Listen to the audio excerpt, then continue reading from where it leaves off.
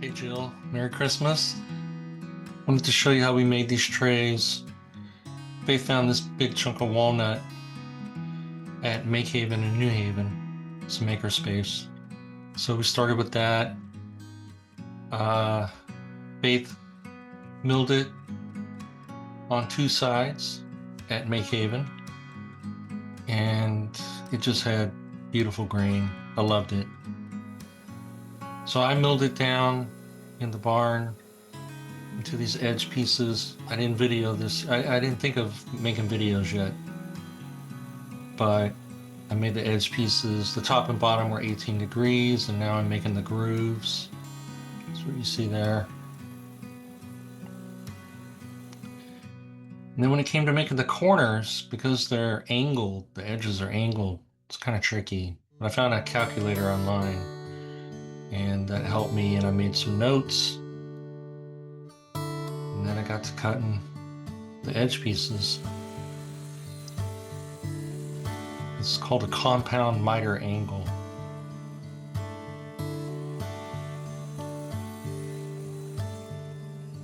So once I did that, I always like to stop every once in a while in a project and do what I call a dry setup. Just use tape, kind of put things together, see how they're going to fit, make sure the angles look right. So that's what I'm doing here.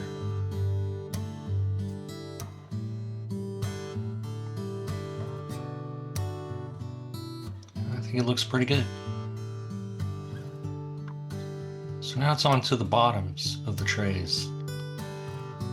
So again, I didn't show it here, but I cut that big board kind of in half down the middle, lengthwise.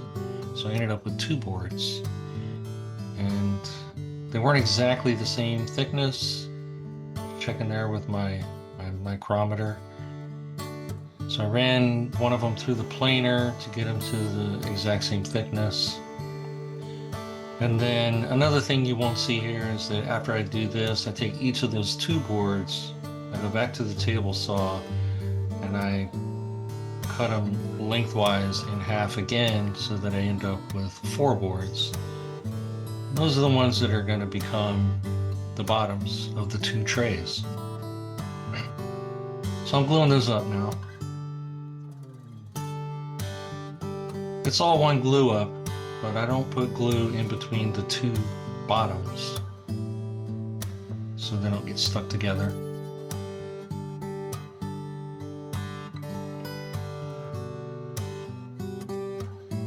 It takes a lot of clamps to do a good glue up, side to side, top to bottom, make sure everything's straight.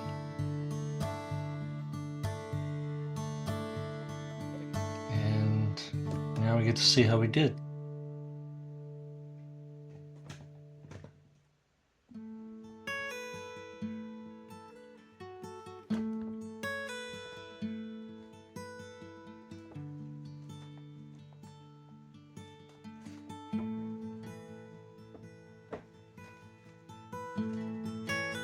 So now that we have the two bottoms, I'll run those back through the planer.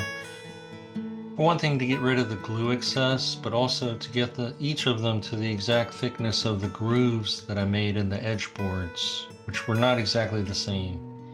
The smaller tray has a slightly thinner groove. So now I'm cutting the bottoms to size. And then we'll get the final glue up. That's one of the exciting parts. So another one of the tricky parts of doing a tray with angled edges is that my belt clamp that you see there, it's not really made for angled edges. So I cut a board with one side at the exact angle of the tray. And then I made sort of a frame, and that way I could get even pressure all around the tray as I glued it up. Another thing here is that I'm putting glue only at the corners. I'm not gluing in the grooves because I want the tray bottom, wood expands and contracts with the seasons. And so I want the tray bottom to be able to move. So I'm just doing the corners, and so that's what we call the end grain. End grain is very thirsty. The wood fibers at the end grain are like straws, and they just suck up moisture, glue, whatever. So I go around twice, and the first one is just to kind of satisfy the thirst, if you will, of the end grain. And then the second one kind of creates a nice coat of glue.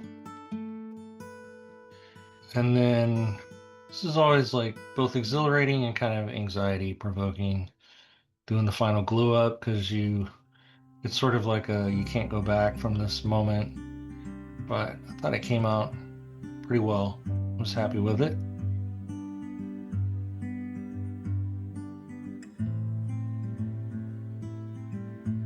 Of course, I did this twice because there were 2 trays.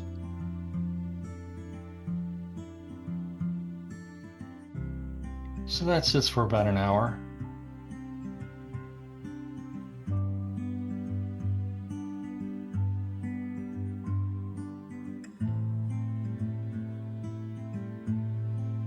And then we end up with 2 trays. More work to be done, but I like it. So one thing I didn't show you, again, is I cut slots in the corners, and then I cut some brass, and I epoxied those into the slots.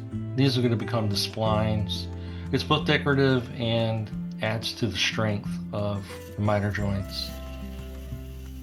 After a couple of days of letting the epoxy cure, I went to the bandsaw, cut off some of the excess of the brass, and then I took that to the oscillating sander. It gets it nice and smooth. Then it's time for sanding. But what we like to do is, before we sand, we do what's called popping the grain. That just means you spray water on it.